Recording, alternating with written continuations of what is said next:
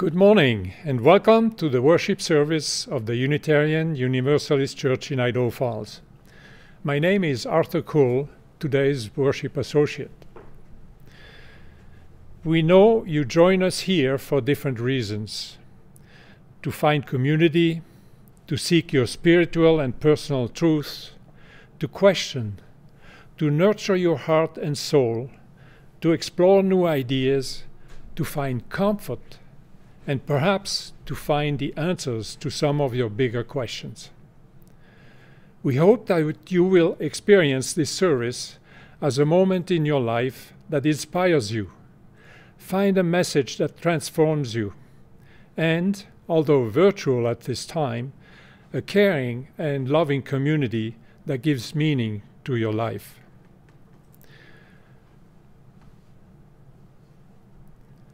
At this point, I don't have any announcements, but please note that if you have joys, concerns, sorrows, and milestones that have affected your life in the recent past, and that you would like to share with the congregation, you can do so by posting them in the chat box.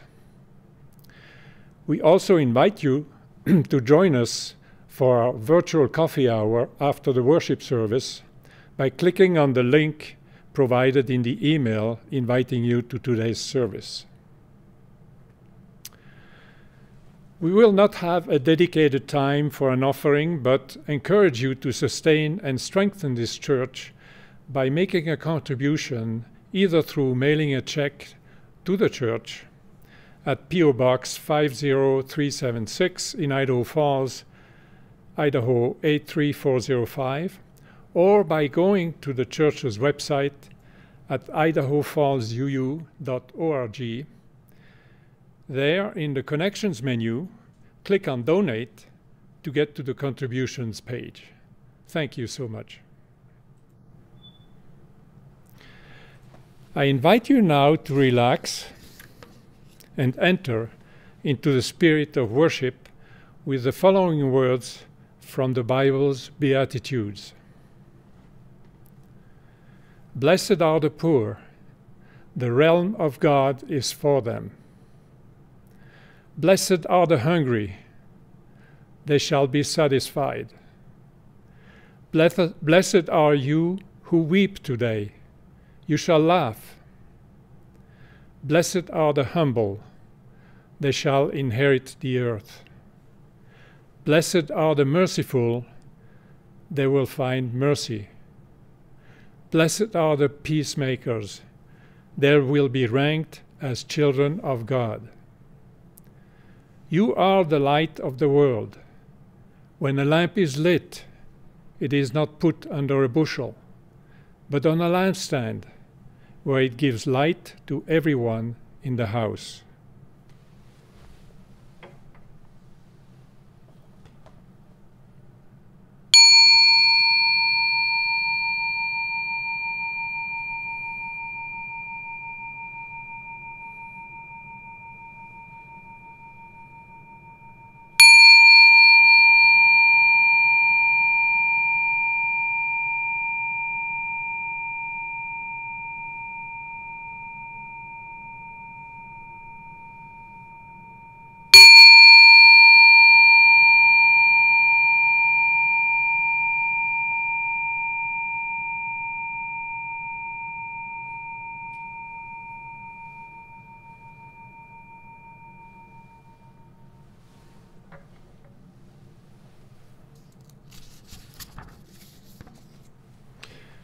Please join me now in reading the Church's covenant, which is available in the order of service.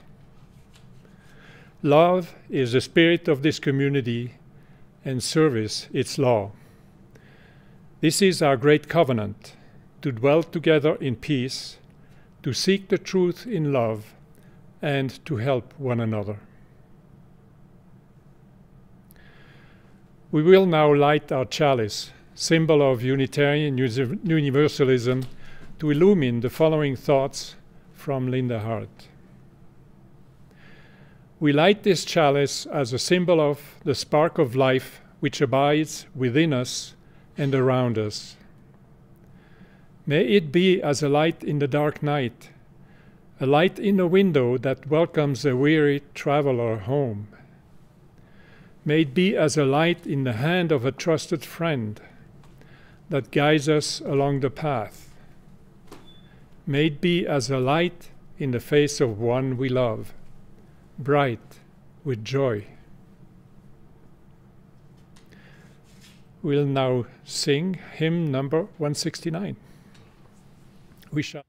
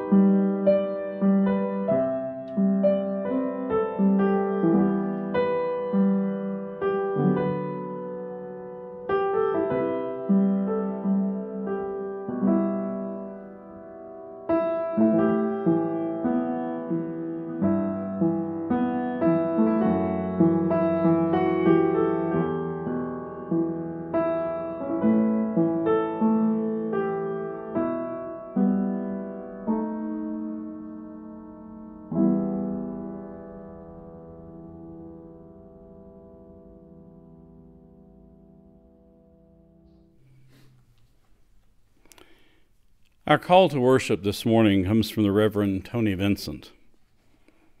Here in this holy place, let us give ourselves to the spirit of the moment and find the sacred oneness which binds all life together. Knowing that much is beyond our ability to change, life calls us still to act in compassion and fairness wherever the opportunity presents itself. Let us seize the strength of the ritual, remember, renew, and relive the taste of hard-fought struggles in the human search for justice. We are hungry for the lessons of the past and for guidance toward the promise of the future. May we be open to all that expands our awareness and welcome all to enter our embrace. I invite you to join in singing our opening hymn, number 169, We Shall Overcome.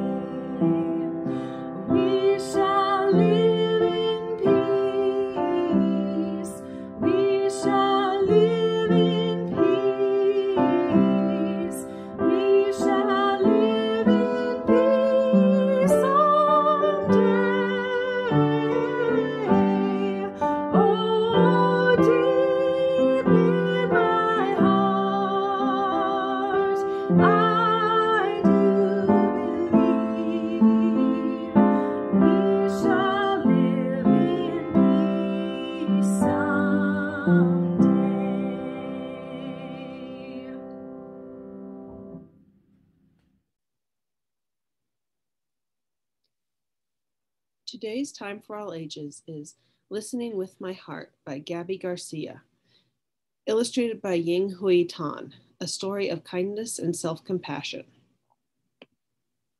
Esperanza's tummy fluttered as she practiced her lines on the porch. Today was the class play. Waiting for Mama to walk with her to school, she paced back and forth when she spotted a heart-shaped rock. Esperanza picked it up and showed it to Mama as soon as she walked out. "I see you found a little treasure," said Mama. She rubbed its rough surface and felt a twinkle of joy. "Maybe it's a sign." "For what?" asked Mama. Esperanza thought about the class play later that afternoon and wondered what it would be like to be in the spotlight. "To put my heart into everything I do," she answered. At that moment, they heard scratching and a soft cry. Esperanza peeked under the stairs and spotted a kitty shaking and shivering. No Mama in sight. She scooped the kitten onto her lap and cuddled her. "She's all alone. I think she's hungry." Esperanza reached for her lunch bag, pinched off a piece of chicken, and offered it to the kitty, who gobbled it up. "Mama, I think the rock is a reminder to spread kindness and love. That's what we do when we listen with our hearts." "I think you're on to something," said Mama. "Can we keep Cleopatra, please?" asked Esperanza, who'd already named the kitty. "Queens are always welcome at our house," said Mama. "If she's still here after school, we'll take her in." At school, Esperanza was more focused on the play than on math or reading. Clutching her script during recess, she noticed Bao sitting alone on a bench. He was new in school this week and didn't speak English. She wondered if he felt lonely or scared. Esperanza found a soccer ball and kicked it over to him. A smile spread across Bao's face. He stood, popped the ball in the air, then bounced it between his knee and his head a few times. "Dude's got moves," thought Esperanza. They spent the rest of recess giggling and making up hand signals. Afterwards, Esperanza borrowed Ms. Owen's English-Vietnamese dictionary.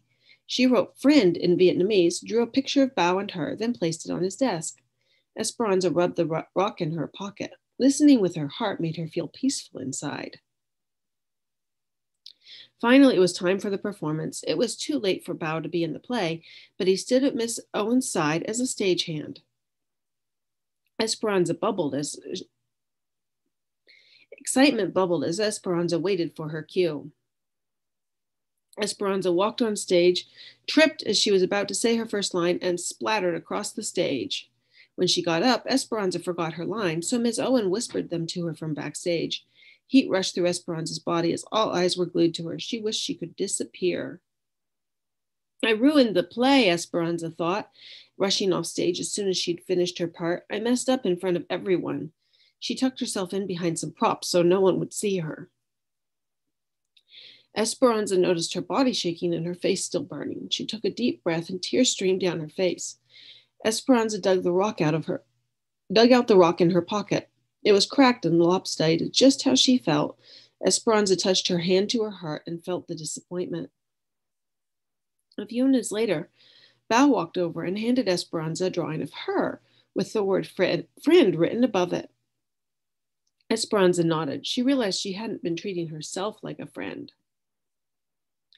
Esperanza realized this wasn't the first time she'd been unkind to herself. At the soccer game last weekend, she'd missed the ball that swooshed by her head, and they lost the game. Nice work, a player from that team yelled as the others laughed. Esperanza thought she had let her team down and was the worst soccer player in the world. Thinking those thoughts had made her feel worse. At the curtain call, Esperanza reminded herself that she hadn't ruined the play. She had had an accident. Accidents happen to everyone. Listening with her heart wasn't just about spreading kindness and love to others. It was about giving it to herself, too. I can be a friend to myself, thought Esperanza. When Esperanza got home, she decided to do some of her favorite things. She zipped down the hill on her bike, then spent the afternoon painting at the kitchen table. She also got the hug she needed from Mama and some cuddles from Cleopatra. The end.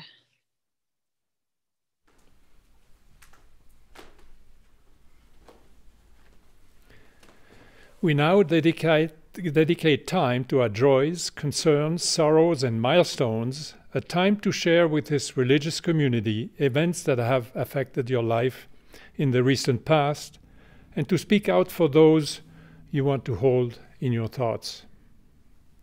Daniel Schwen and I will read your concerns and joys while we light a candle for you.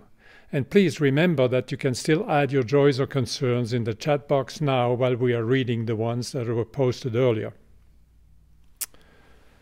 I have one from Catherine Giovanna. Juanita Clark, my mother-in-law, died Thursday night. She was 99 years old. She still had her wits about her, and she died in her sleep at her home. Her son, Dennis Clark, her granddaughter, Gemma, and her daughter-in-law will miss her. Catherine. And I have one from Nancy Frank.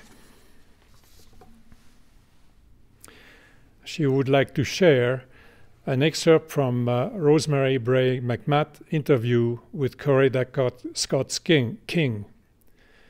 Oh, I went to Unitarian churches for years, and Martin, meaning Martin Luther King, and Martin and I went to Unitarian churches when we were in Boston. We gave a lot of thought to becoming Unitarian at one time, but Martin and I realized we could never build a mass movement of black people if we were Unitarian. And now Daniel has one more. Yeah, I have one joy from Victoria McDonald, and her joy is that as the world suffers from isolation, that technology and techies exists to bring us together each Sunday and even have a South Carolinian join us.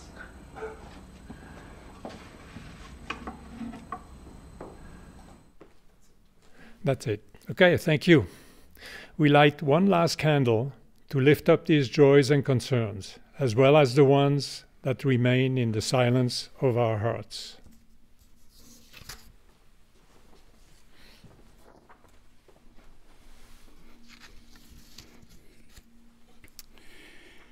Our reading this morning is an excerpt from The Quest for Peace and Justice, which was the speech given by Dr. Martin Luther King Jr. in December 1964 in Oslo, Norway, in acceptance of the Nobel Prize for Peace. All that I have said boils down to the point of affirming that mankind's survival is dependent upon man's ability to solve the problems of racial injustice, poverty, and war. The solution of these problems is in turn dependent upon man squaring his moral progress with his scientific progress and learning the practical art of living in harmony. Some years ago, a famous novelist died. Among his papers was found a list of suggested story plots for future stories, the most prominently underscored being this one. A widely separated family inherits a house in which they have to live together. This is the great new problem of mankind. We've inherited a big house, a great world house, in which we have to live together. Black and white, Easterners and Westerners, Gentiles and Jews, Catholics and Protestants, Muslim and Hindu. A family, unduly separated in ideas, culture, and interests, who, because we can never again live without each other, must learn somehow, in this one big world, to live with each other. I have the personal faith that mankind will somehow rise up to the occasion and give new directions to an age drifting rapidly to its doom. In spite of the tensions and uncertainties of this period, something profoundly meaningful is taking place. Old systems of exploitation and oppression are passing away, and out of the womb of a frail world, new systems of justice and equality are being born. Doors of opportunity are gradually being opened to those at the bottom of society. The shirtless and barefoot people of the land are developing a new sense of somebodiness and carving a tunnel of hope through the dark mountain of despair. The people who sat in darkness have seen the great light. Here and there, an individual or group dares to love and rises to the majestic heights of moral maturity. So in a real sense, this is a great time to be alive. Therefore, I am not yet discouraged about the future. Granted that the easygoing optimism of yesterday is impossible. Granted that those who pioneer in the struggle for peace and freedom will still face uncomfortable jail terms, painful threats of death. They will still be battered by the storms of persecution, leading them to the nagging feeling that they can no longer bear such a heavy burden, and the temptation of wanting to retreat to a more quiet and serene life. Granted that we face a world crisis which leaves us standing so often amid the surging murmur of life's restless sea. But every crisis has both its dangers and opportunities. It can spell either salvation or doom. In a dark, confused world, the kingdom of God may yet reign in the hearts of men.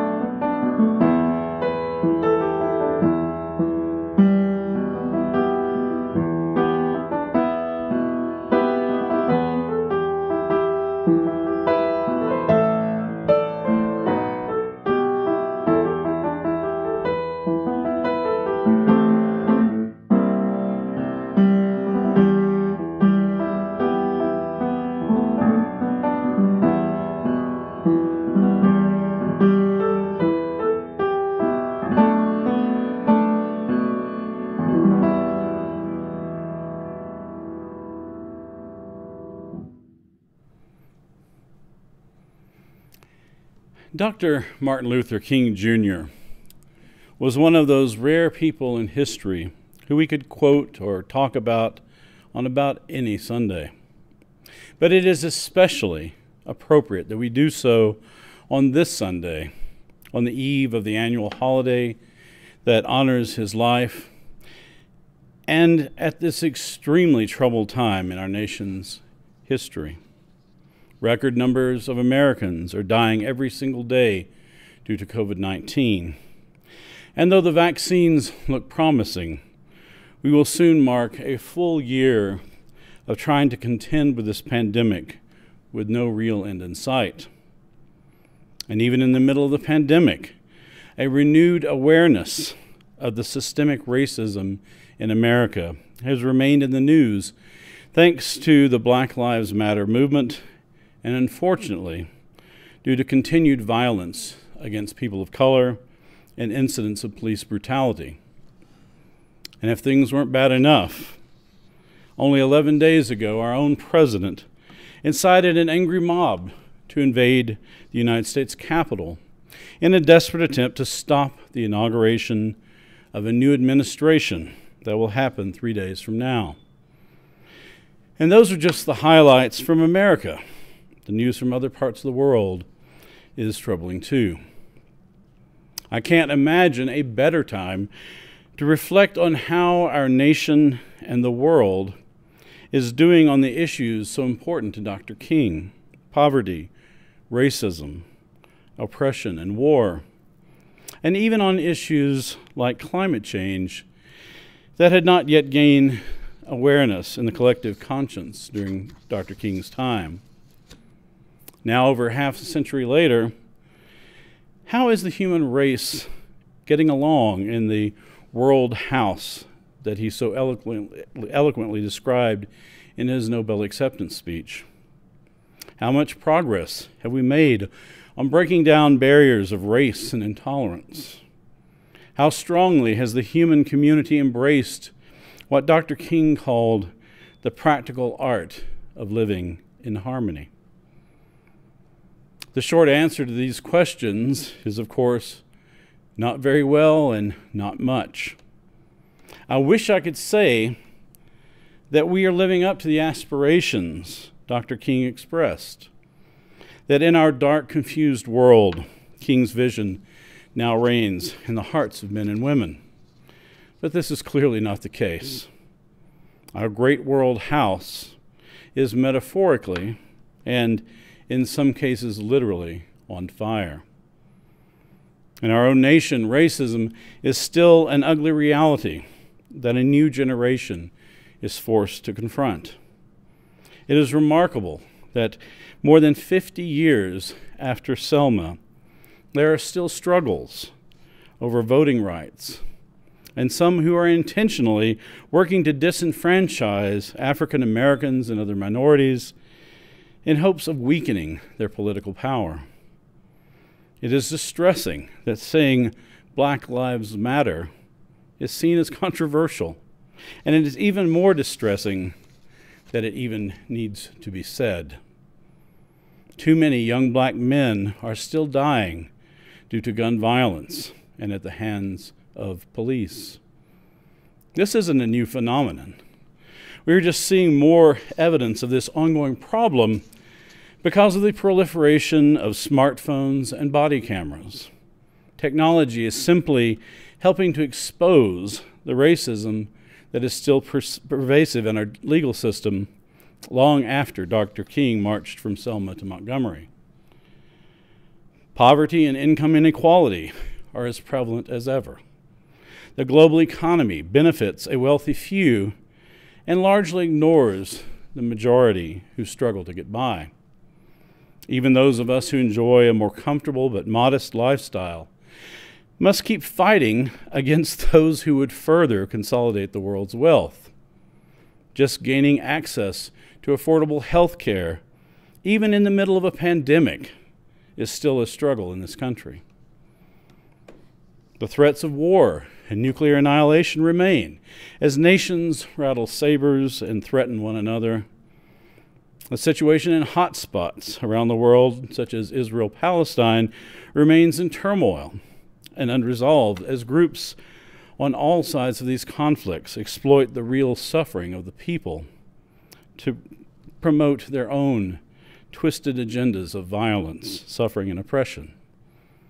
We are shocked and outraged when we see ordinary people killed in the name of some cause. We struggle to understand why this is happening and how it can be stopped.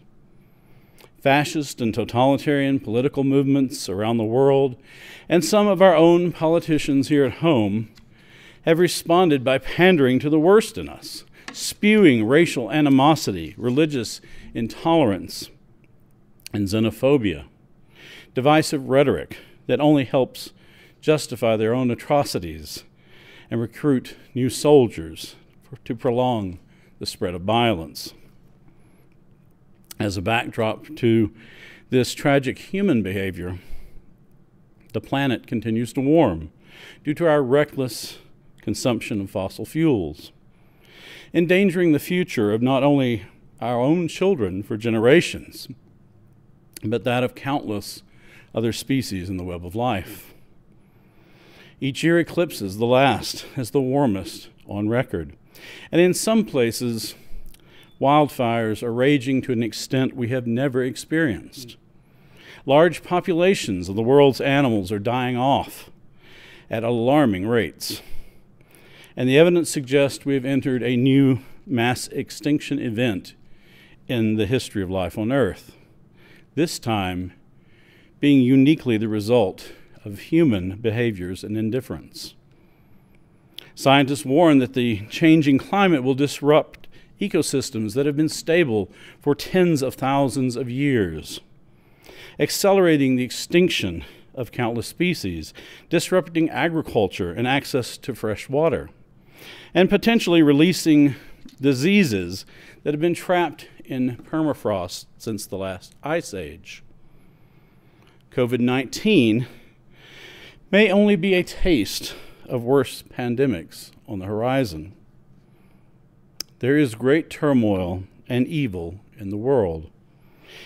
It can be hard to see anything but a dark mountain of despair. At times, our world house seems like one big dysfunctional family that is hell-bent on self-destruction, more like roommates who hate each other. It is easy to look at all this and simply become overwhelmed. In our despair, we struggle to understand why the human family is so fractured. It is tempting to embrace a kind of Calvinist theology that human beings are hopelessly depraved and sinful and incapable of changing for the better, looking perhaps for divine justice in the next life if justice is denied in this one. Or perhaps we should just retreat into a status quo consumerism, accepting that the planet might be simply better off without us, awaiting our species' inevitable and well-earned demise. In a word, we could give up hope. As Unitarian Universalists, it can be hard to affirm our principle of world community with peace, liberty, and justice for all. In the face of human cruelty and indifference, these words may sound like a utopian dream that can never be realized, or a naive platitude designed to make ourselves feel better. What do we even mean by world community when there are clearly so many issues that divide the human family, so much hatred and distrust? And even if it is possible to achieve our vision of a world community, how do we balance promoting our own particular ideals and values with accepting the different values of others? Is it fair for us to assume that everyone even wants the kind of peace and liberty we propose? And if not, should they? But we do not give up hope, nor does our faith let us sit idly by with the expectation that divine justice will be meted out someday, somehow. we are called to act, to do something about the injustice in the world and work for the goal of a world community where every member of the human family enjoys a life of peace, the liberties we enjoy, and the expectation of justice. When we remain committed to our faith and principles, we can see the tunnel of hope through the dark mountain of despair. This is not some naive optimism rooted in wishful thinking. It is hope rooted in a deep faith in human dignity and love. There is a big difference. And my favorite quote from Cornel West describes this perfectly. You might remember this from the closing words from one of my candidating services last spring. And please note that I have kept it true to his vernacular to remain authentic. He said, quote, "Optimism and hope are different. Optimism tends to be based on the notion that there's enough evidence to say, looks pretty good out there, things gonna be better. Much more rational, deeply secular. Whereas hope looks at the evidence and says, it don't look good at all. But we're gonna make the leap of faith, go beyond the evidence to create new possibilities based on visions that become contagious, to allow people to engage in heroic action, always against the odds, no guarantee whatsoever. That's hope. I'm a prisoner of hope. I'm going to die a prisoner of hope, never going to believe that misery and despair are going to have the last word."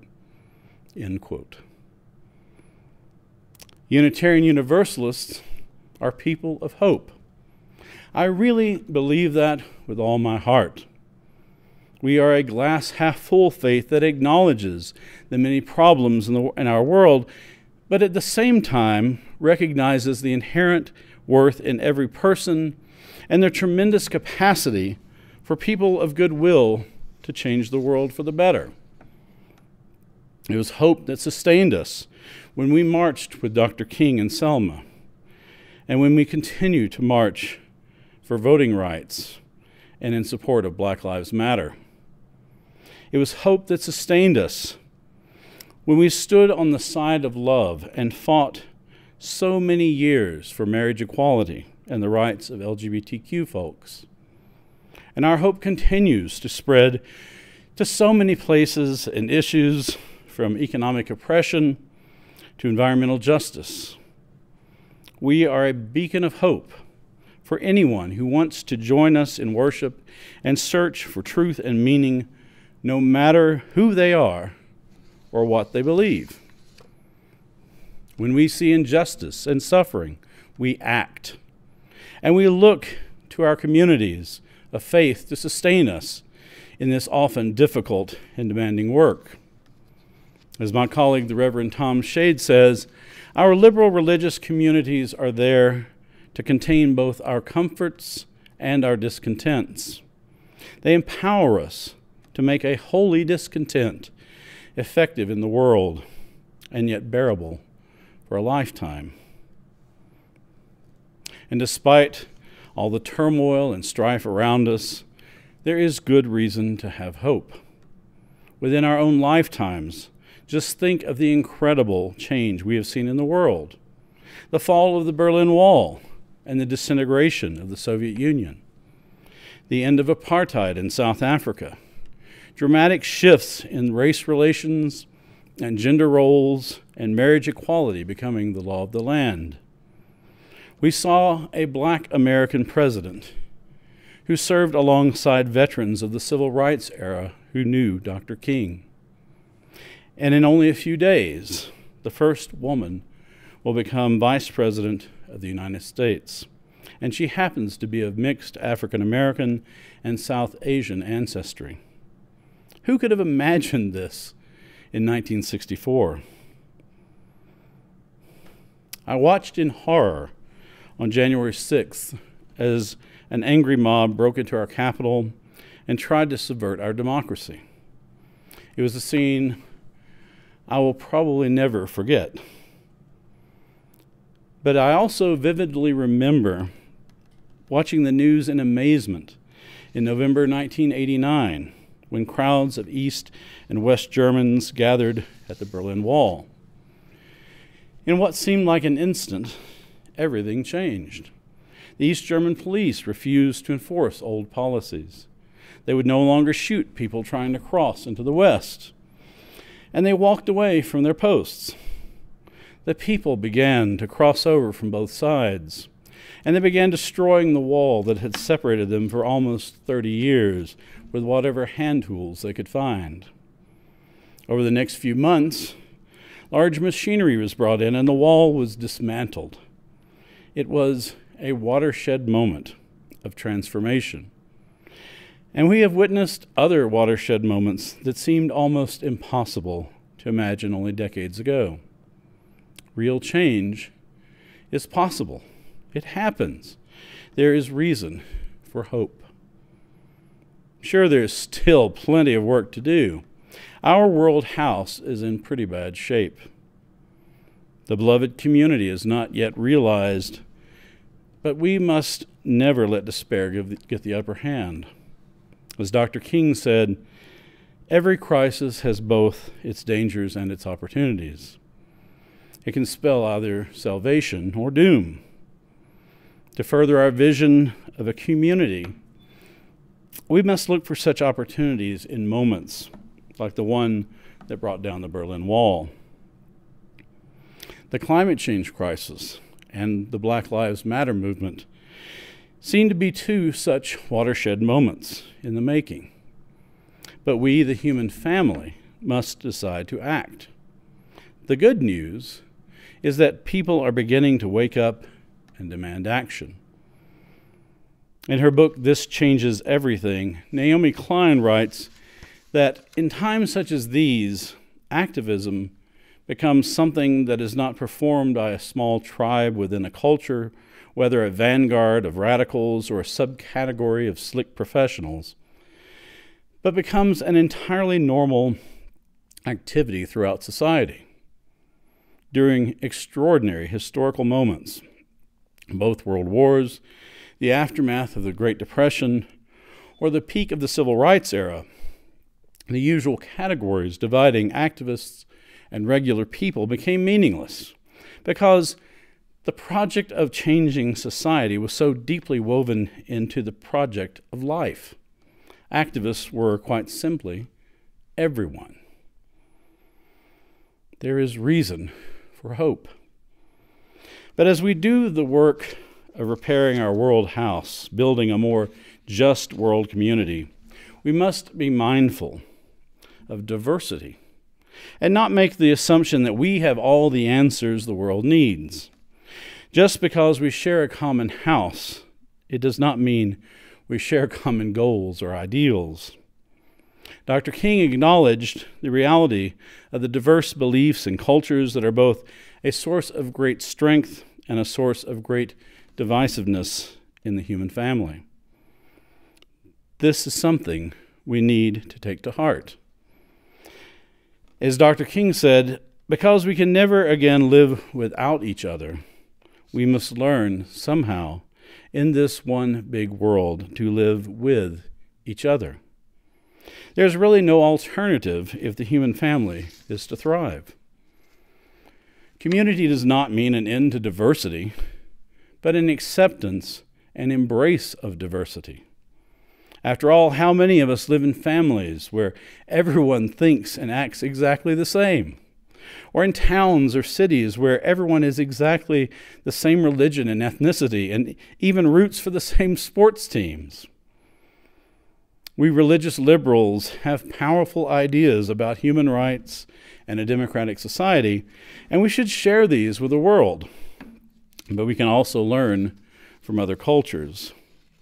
The closer relationship that many indigenous people have with the earth is a good example.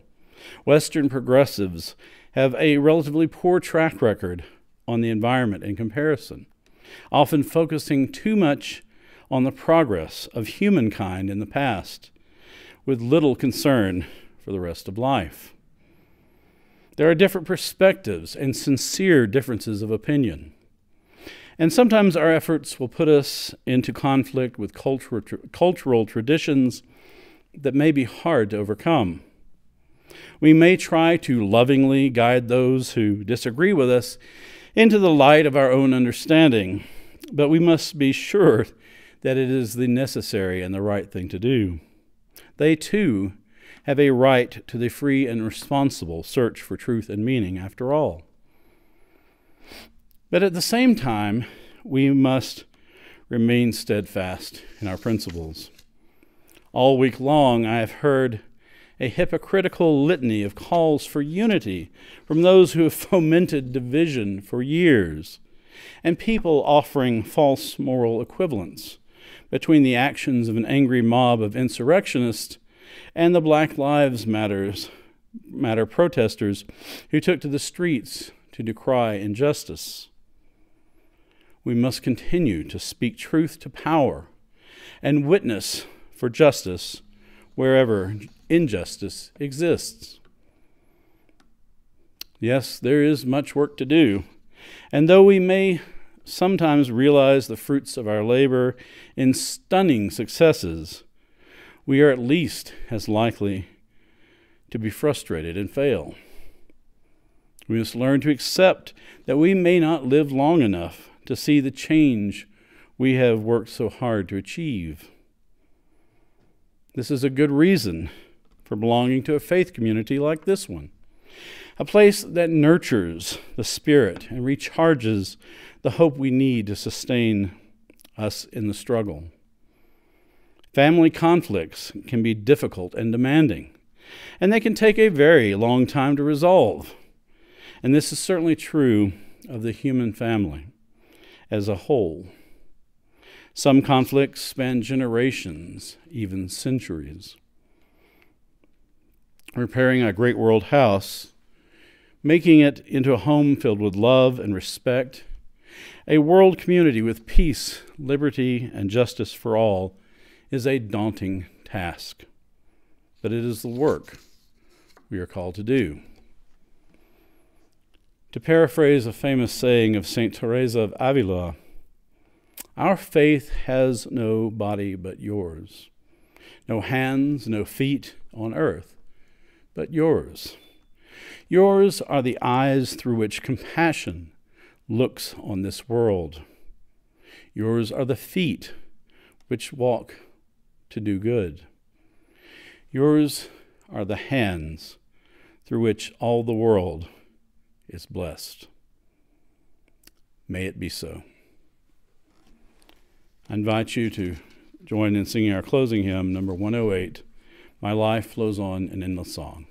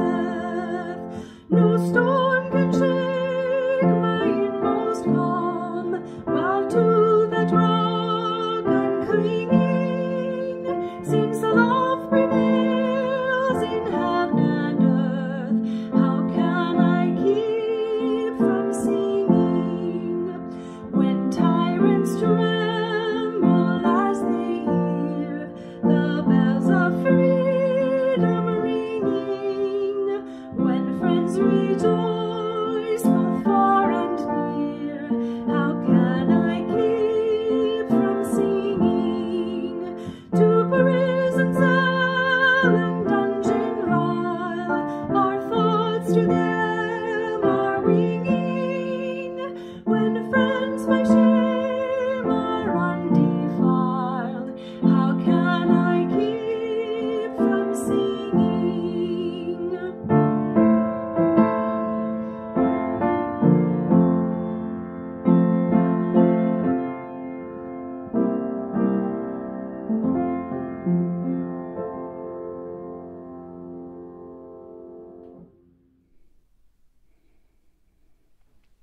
Our closing words are from the Reverend Melvin Hoover. We can't change the past, but we can learn from it and build on it. We can't control the future, but we can shape it and enhance the possibilities for our children and grandchildren. We can't discern the present, in the present, the fullness of our actions and their impact. But we can be pioneers in our own time, exploring fully the crevices and cracks where knowledge and new insights might be found. We can explore our spectrum of relationships and confront our complacency and certainty about the way things are. We can dare to face ourselves in our entirety, to understand our pain, to feel the tears, to listen to our frustration and confusion, and to discover new capacities and capabilities that will empower and transform us. In the spirit of the pioneer, let us now go forth.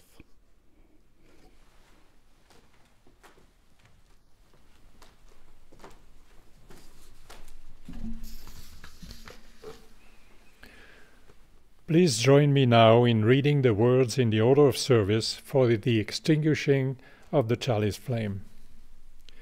We extinguish this flame, but not the light of truth, the warmth of community, or the fire of commitment. These we carry in our hearts until we are together again.